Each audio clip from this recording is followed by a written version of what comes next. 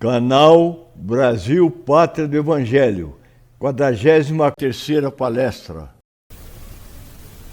A Reforma Íntima, segunda parte, início. Como fazer a reforma íntima? O autoconhecimento, a autoanálise, permite que alinhemos as nossas ações e pensamentos na direção das correções que necessitamos realizar para que ajustemos os nossos atos de acordo com os ensinamentos do Mestre Jesus, tanto com relação a Deus, como em relação ao nosso próximo e a nós próprios. É através da prática do autoconhecimento que identificamos as nossas imperfeições morais, as quais são as nossas emoções negativas, os sentimentos negativos, das quais os seres humanos, em maior ou menor quantidade ou gravidade, de acordo com a sua evolução espiritual, são portadores. Dentre muitas outras, podem ser citadas como exemplos, a título de recordação, as seguintes imperfeições: acomodação, agressividade, amargor, antipatia, apego, arrogância, avareza, ciúme, cólera, comodismo, covardia, crítica, desamor, deslealdade, desonestidade, desprezo, desumanidade, egoísmo, falsidade, futilidade, ganância, gula, imoralidade, impaciência, indisciplina, individualismo, ingratidão, intolerância, inveja, ira, julgamento, libertinagem, luxúria, mágoa, maldade, maledicência, materialismo, melancolia, melindre, narcisismo, ódio, orgulho, pessimismo, preguiça, prepotência, raiva, rancor, rebeldia, ressentimento, soberba, teimosia, torpeza, vaidade, vingança, etc. As citadas imperfeições não condizem com as virtudes que foram trazidas ao conhecimento da humanidade por Jesus. Não permitem a felicidade, não fazem progredir e afastam o ser da busca da perfeição. São tantas que, para melhor entendimento, são muitas vezes apresentadas como acima, em ordem alfabética. As imperfeições, às vezes, também se manifestam através de comportamentos negativos, implicitamente a elas associados. Como exemplos podem ser citados: sentir-se ofendido, mágoa, melindre, querer sempre vencer, orgulho, vaidade, querer estar sempre certo, vaidade e orgulho, querer sempre ser superior, orgulho, vaidade, querer sempre ter mais, egoísmo, ganância, etc. Há também que serem acrescentadas a essas imperfeições e comportamentos negativos as paixões inferiores e os vícios como do jogo, do cigarro, do álcool, das drogas, do sexo, do abuso alimentar e dos desvios da sexualidade, entre outros. Constitui-se um trabalho relevante de educação espiritual o firme propósito do ser humano de eliminar também de sua vida tais graves desvios do caminho do bem. Através do esforço próprio e de exercícios repetidos em direção às boas causas, sedimentaremos em nós a prática do bem. Há assim que se substituir por virtudes cristãs e bons comportamentos a elas geralmente associados as nossas imperfeições e maus comportamentos, por nós identificados através do autoconhecimento. Com relação às virtudes cristãs, podemos, dentre muitas outras, citar abnegação, aceitação, afabilidade, altruísmo, amabilidade, amor, benevolência, bondade, brandura, calma, caridade, carinho, compaixão, confiança, coragem, desapego, devotamento, dignidade, disciplina, doçura, esperança, fé, franqueza, fraternidade, generosidade, gratidão, honestidade, humildade, indulgência, lealdade, justiça, mansidão, mansuetude, misericórdia, moderação, modéstia,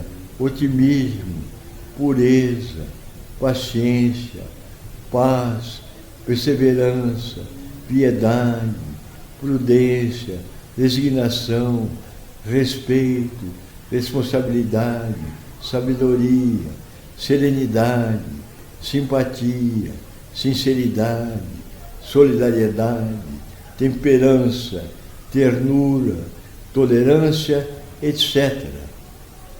As virtudes cristãs são também tantas que, para o melhor entendimento, são muitas vezes apresentadas, como acima, em ordem alfabética. O procedimento de substituição anteriormente referido, de substituir nossas imperfeições pelas virtudes cristãs, é chamada de reforma íntima, que é um modo positivo de deixar fluir nosso âmago cristão, conforme recomendado por Jesus. A reforma íntima é a chave do progresso da nossa alma e o bálsamo que aplaca as chagas do mal, constituindo-se no mais eficaz remédio contra o sofrimento e na oportunidade maior que o indivíduo possui de atingir a paz interior, sublime, mansa e benéfica. Como acima referido, a cada defeito, a cada imperfeição nossa, a cada comportamento negativo nosso, quase sempre existe em contraposição uma virtude cristã, um comportamento sadio que se opõe a eles. Por exemplo, ao orgulho, à arrogância e à soberba se contrapõe a humildade. Ao egoísmo se contrapõe o altruísmo, a caridade. À raiva, ao rancor e à agressividade se contrapõe a afabilidade, a mansidão, a mansuetude, etc. Há certos casos, entretanto, em que não há, em princípio, uma virtude cristã representada por uma única palavra que se contrapõe a uma determinada imperfeição.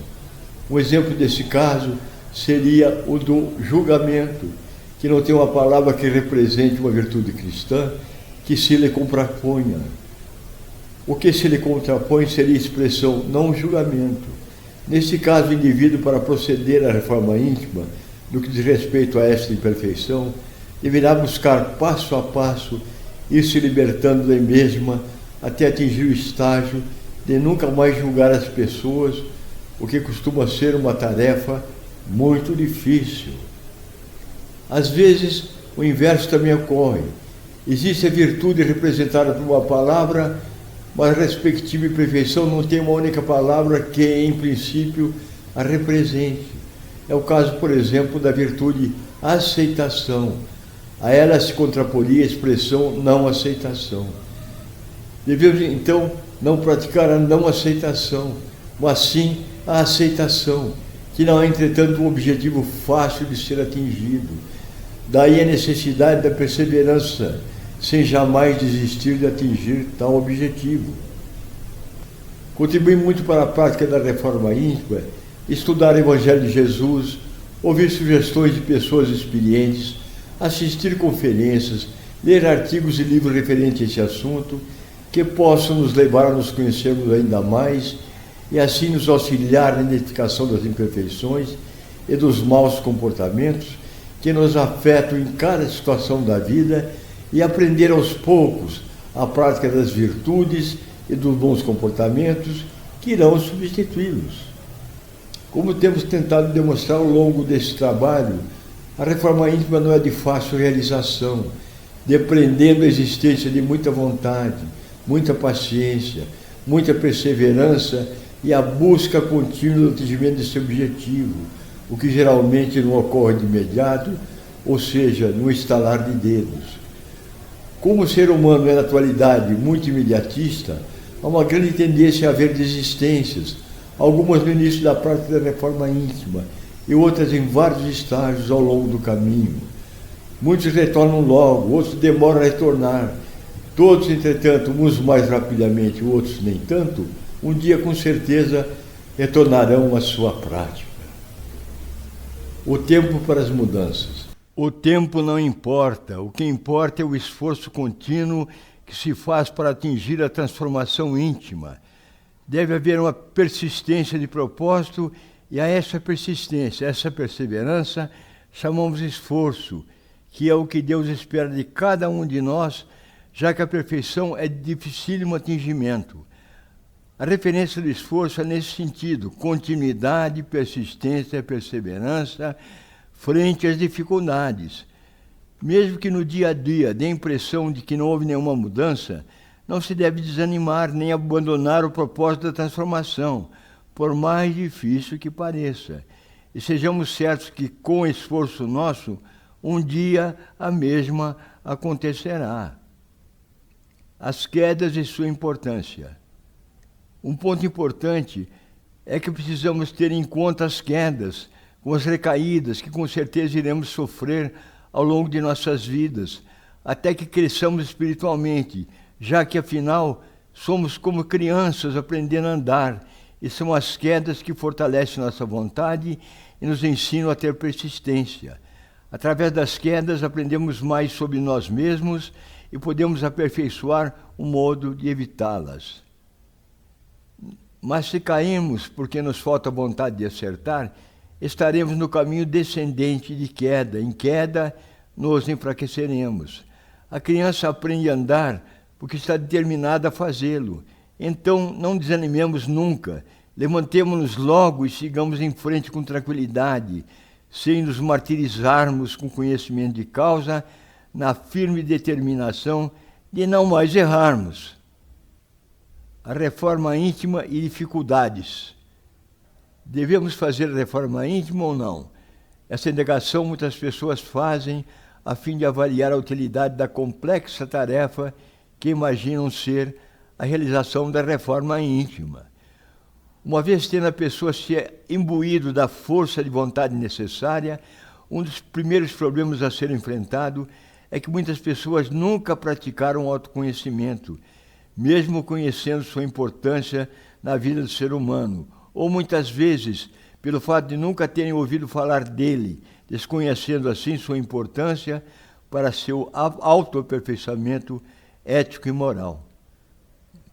Após ter assimilado o processo de autoconhecimento, o segundo passo será agir com sinceridade, já que se assim não proceder, a reforma íntima não poderá dar-se. A sinceridade envolve, inclusive, a disposição e a humildade de ouvir críticas para poder solucionar seus problemas. Obviamente, críticas fraternas, com o objetivo de esclarecer e não de ferir. Uma terceira dificuldade a ser enfrentada são os defeitos e imperfeições já adquiridos ao longo do processo evolutivo, os quais se constituem no objetivo da reforma íntima. Há que se identificar tais defeitos e imperfeições e, com resignação, aceitá-los e tentar progressivamente, um a um, passo a passo, eliminá-los. Num grande obstáculo também a ser superado, constitui-se o desapego aos valores cristãos, como o amor, a caridade, o perdão, a aceitação, a humildade, a fé, etc. Sem fé, por exemplo, não há força interna que seja capaz de levar o ser ao duro combate que irá travar consigo mesmo, visando produzir com eficácia a sua reforma íntima. Fé pequenina, asseverou o sábio Nazareno, do tamanho de um grãozinho de mostarda, isso bastará para solidificar nossa confiança no respeito e transformação que, com certeza, vamos conquistar através desses pequenos êxitos de cada etapa. Entretanto, por mais difícil que pareça fazer a reforma íntima, mais do que vale a pena realizá-la, pois ela é essencial e crucial na jornada porque passa o indivíduo neste mundo, constituindo-se na purificação do seu âmago e na possibilidade de ele sentir a tão almejada felicidade. Quanto maior sua paz interior, maior a possibilidade de estar harmonizado com a divindade.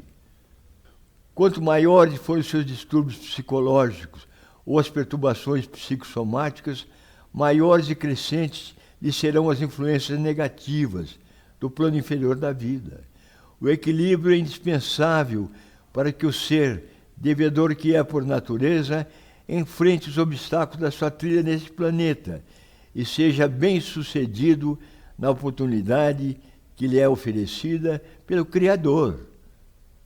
Na realização da reforma íntima, há também que se manter uma vigilância constante, que é de sempre estar cuidando da vida mental, de evitar as incidências e imperfeições já superadas, cultivar o hábito da higiene dos pensamentos, da meditação, da aquisição de conhecimentos, através da realização do autoconhecimento, da absorção de nutrição mental, pelas boas leituras, palestras e conversas edificantes. Vigilância é a postura da mente, alerta, ativa, sempre voltada a ideais enriquecedores. É importante ressaltar que na realização da reforma íntima, torna-se essencial distinguir o que são as dores do autoaperfeiçoamento e as dores do aparente martírio, o último erradamente mencionado pelos que resistem ao enfrentamento do referido autoaperfeiçoamento. Não existe reforma íntima sem um grande empenho em realizá-la, por alguns entendida como sofrimento. Por outro lado, martírio é uma forma de autopunição, são penitências psicológicas que nos impomos como se com isso estivéssemos melhorando. A melhoria íntima autêntica ocorre pelo processo de conscientização e não pelas dores decorrentes de cobranças e conflitos interiores que instalam a pane na vida mental. Sem dúvida, todos temos que nos empenhar muito para o nosso autoaperfeiçoamento. Martírio, no entanto, é excesso que nasce da incapacidade de tratar com equilíbrio o mundo emocional, assumindo diferentes proporções, conforme o temperamento e as necessidades de cada um. Não o confundamos também com o sacrifício, ato que ocasiona dores intensas, com o objetivo de alcançar alguma meta ou superar alguma dificuldade. A reforma íntima deve ser considerada como melhoria de nós mesmos e não anulação de uma parte de nós considerada ruim. Ter a certeza de que vamos alcançar nossas metas íntimas é tão importante quanto alcançá-las. A reforma íntima, assim como qualquer projeto de vida, exige otimismo e fé para alcançar seus objetivos. Será concretizada através de uma relação de confiança conosco mesmo. É a crença de que somos capazes de nos livrarmos dos males que nos acompanham ao longo de nossas existências. Valorizemos aquilo que gostaríamos de ser. Contudo, valorizemos também o que já conseguimos deixar de ser, aquilo que não nos convinha. Valorizemos a luz que existe em cada um de nós. É com ela que resgatamos a condição de criaturas em comunhão com as sábias leis de Deus. Conclusões. O ser humano vem ao plano terrestre para evoluir, tanto intelectualmente quanto moralmente e espiritualmente. Para evoluir moralmente e espiritualmente, precisa evoluir ética e moralmente, através da prática sincera do bem e das virtudes cristãs. Estamos no plano terrestre, neste plano material, para vencer as influências negativas dele decorrentes e edificar valores morais superiores, como a caridade, a honestidade, a fraternidade, o respeito, o amor, a elevação dos pensamentos e a purificação dos sentimentos. Desta maneira, o nosso dever é sempre buscar a luz e repudiar a escuridão. Nenhum de nós está nesse mundo para praticar o mal. Não fomos predestinados para o crime, para o fracasso, para a derrota, para os vícios, para a imoralidade, para a hipocrisia. O mal não é obra do destino e tampouco de Deus. O mal é obra de nossas próprias imperfeições morais. Torna-se assim necessário substituí-la pelas virtudes e comportamentos cristãos, que correspondem a tais imperfeições, ou seja, praticar a reforma íntima. Referências bibliográficas. Por favor, leiam com atenção as referências bibliográficas.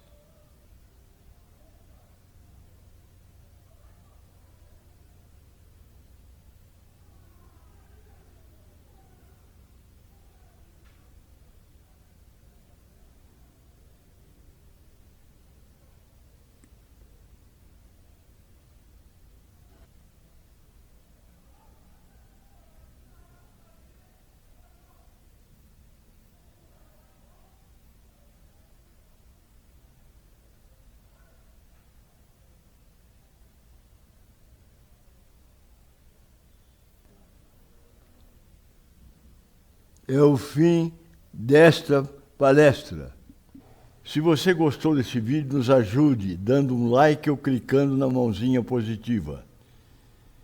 Se também acredita que o conteúdo possa ser útil para outras pessoas, compartilhe com elas nosso canal. Se quiser ser avisado do lançamento de novos vídeos, inscreva-se no canal e clique no sininho. Isso. Gratidão pelo apoio e ajuda.